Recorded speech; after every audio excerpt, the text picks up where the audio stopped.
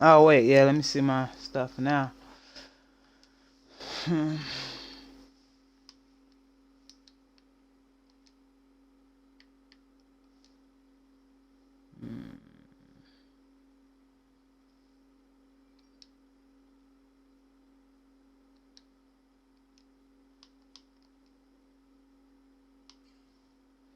I picked up 5K.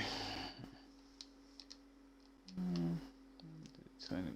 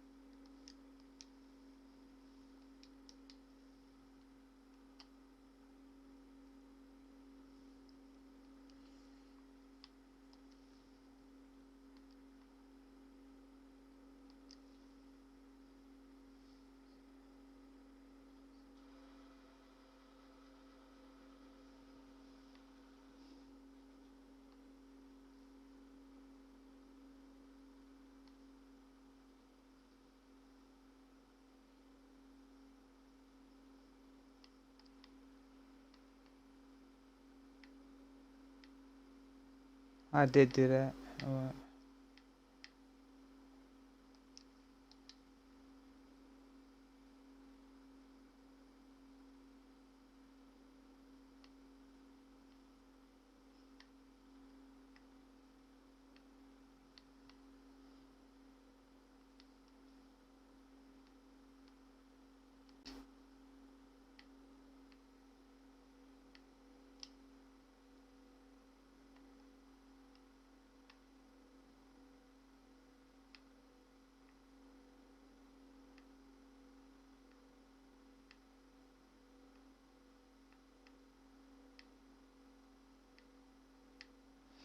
Alright, so you're there.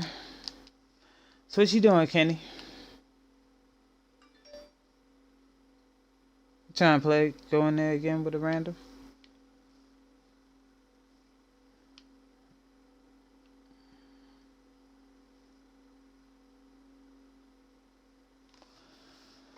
What's that? Oh yeah, hold on. Gotta change it. You wanna do it again?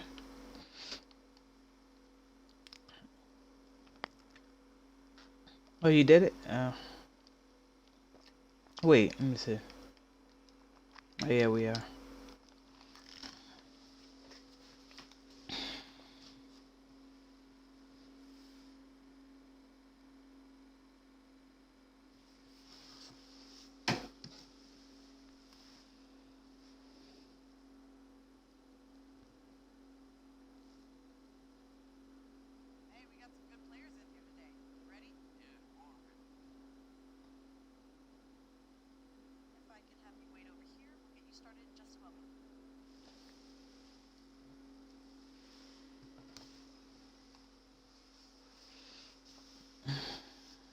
It's like 34 minutes left.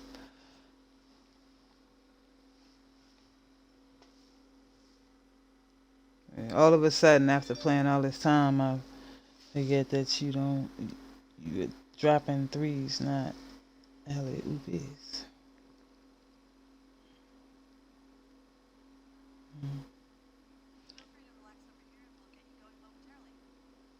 Let's see this.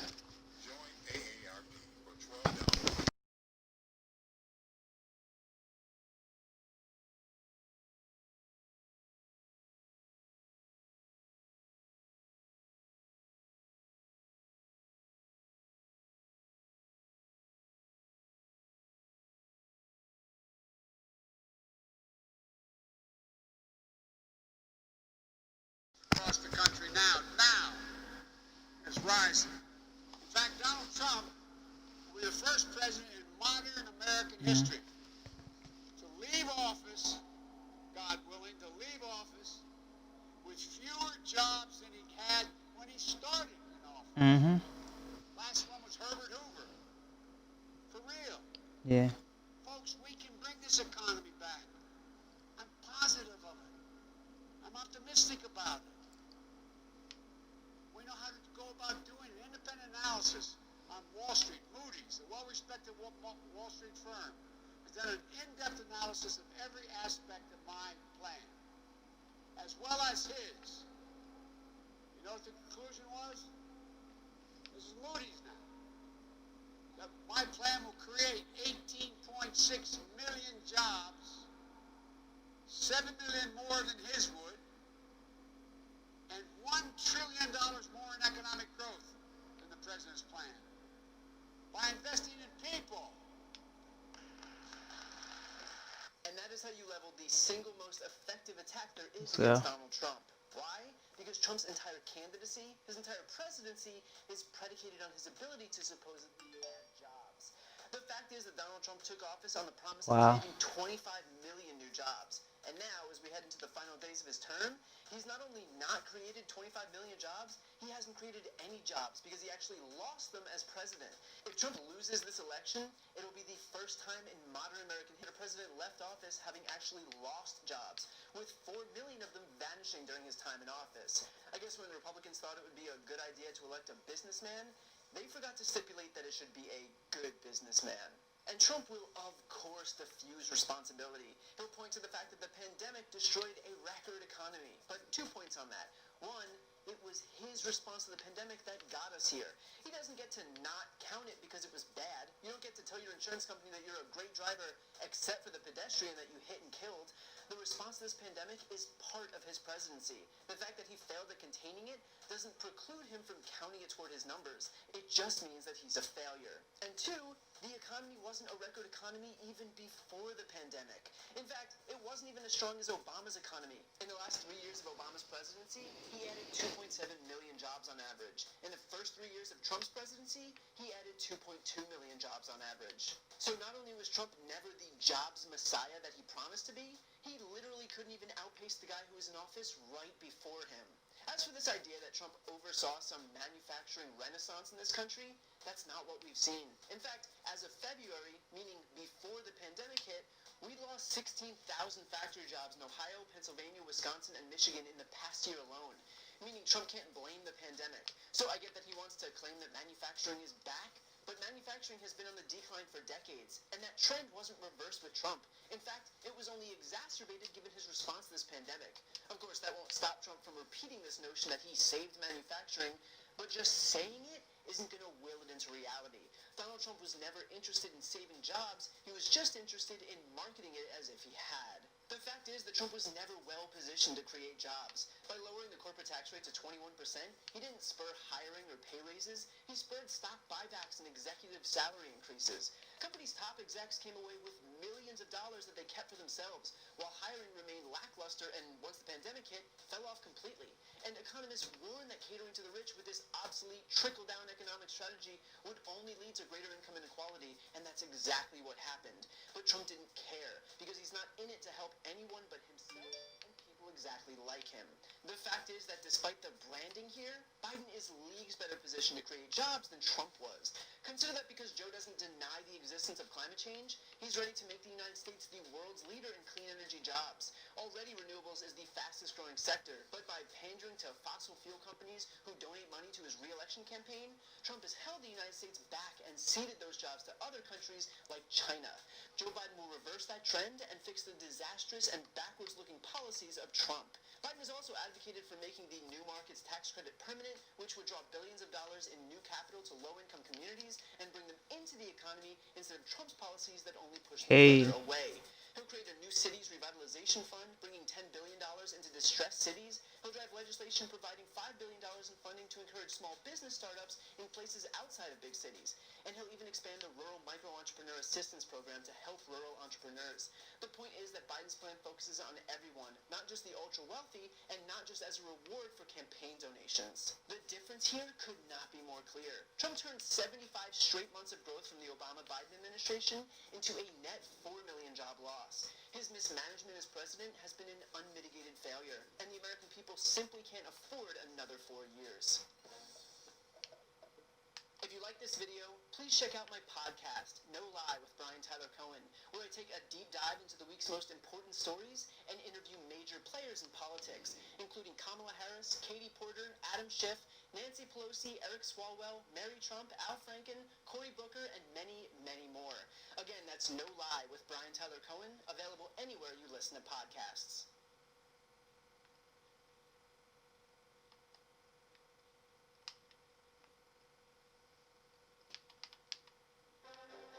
This Sunday, politics and the pandemic. This election is a choice between a Trump recovery and a Biden depression. With the presidential election now just 2 weeks away.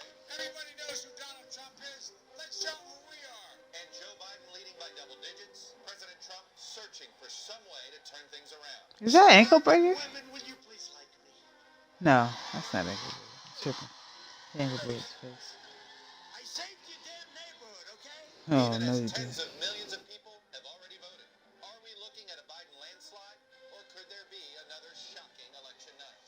Plus, heading for a third COVID surge. We're likely to grapple with a situation where really every part of the nation is going to be lit up by infection. President Trump claiming falsely that the pandemic is disappearing. You know what? Without the vaccine, it's ending too. We're rounding the turn. Attacking Michigan's Governor Gretchen Whitmer as the lockup queen. You got to get your governor to open up your state, okay? Wow, this fool. As cases spike from coast to coast. But Utah is now facing its most dire episode yet in this epidemic. Honestly, I would tell you I think Wisconsin is in a crisis. North Carolinians must be even more vigilant. This morning, I'll speak to Governor Whitmer, to Health and Human Services Secretary Alex Azar, and to Michael Osterholm of the University of Minnesota. Joining me for insight and analysis are Mark Leibovich, Chief National Correspondent for the New York Times Magazine, former Democratic Congresswoman Donna Edwards, Ashley Parker, White House reporter for the Washington Post, and former Republican That's what I made a Governor of point North power Carolina, forward. Pat McCrory. Huh? Bet you Welcome to Sunday. It's Meet the Press. he made and with a shot. From NBC News in Washington, the longest-running show in television history. This is Meet the Press with Chuck Todd.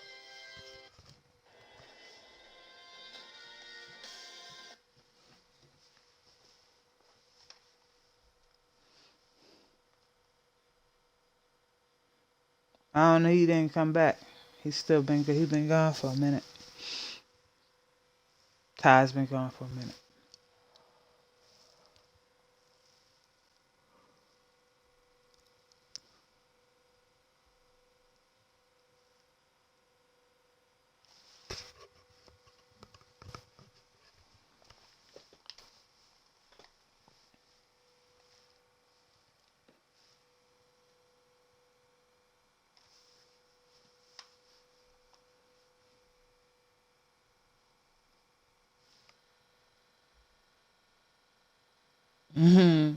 How many do you have? Trap Baby Joel.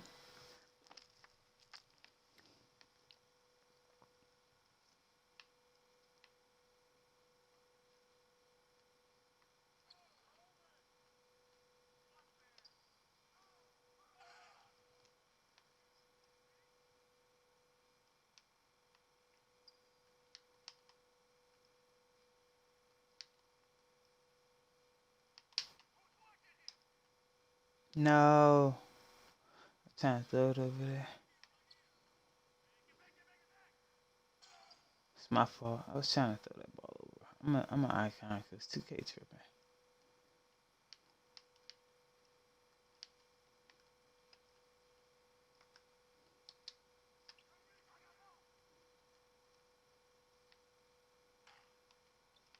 Alright, I'm gonna do a better job. Make sure I did a good pass. Wow, he's big. Good help. Okay.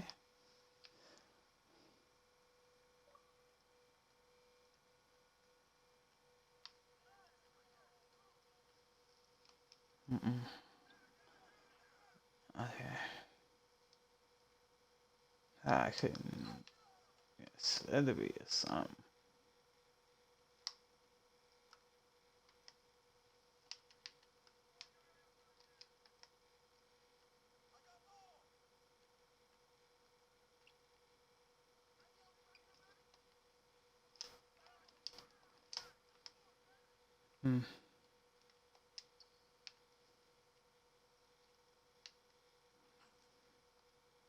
Mm. This is right there. It's gonna run out. So you run in.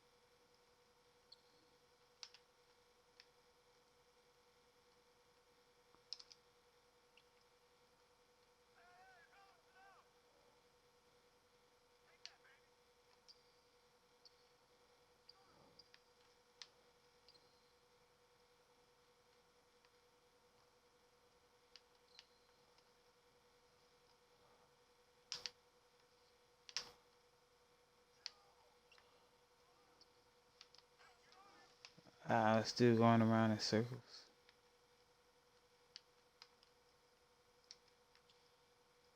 It's too close to me.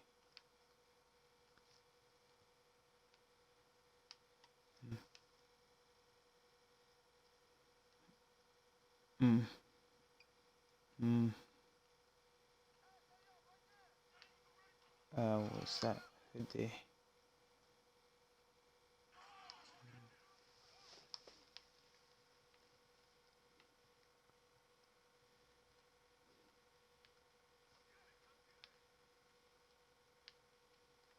I keep forgetting to run there instead. It's now or never.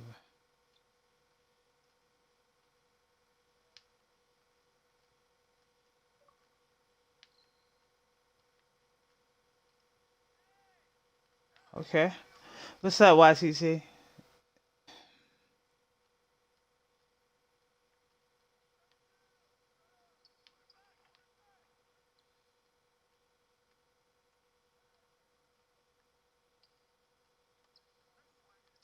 Let's go.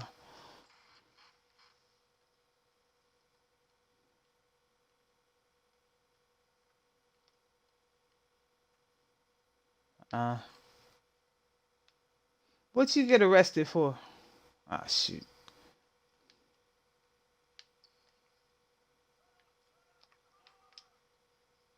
You a bad boy?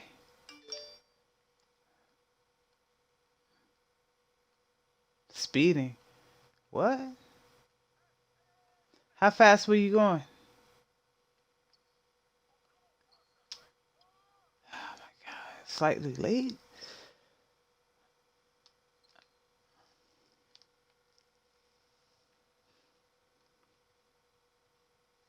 See? Good thing you don't drink.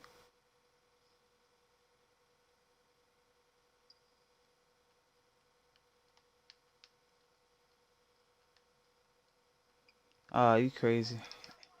85 on 50. Did you put your hands on the wheel and face forward while you waited for the officer to come to your car?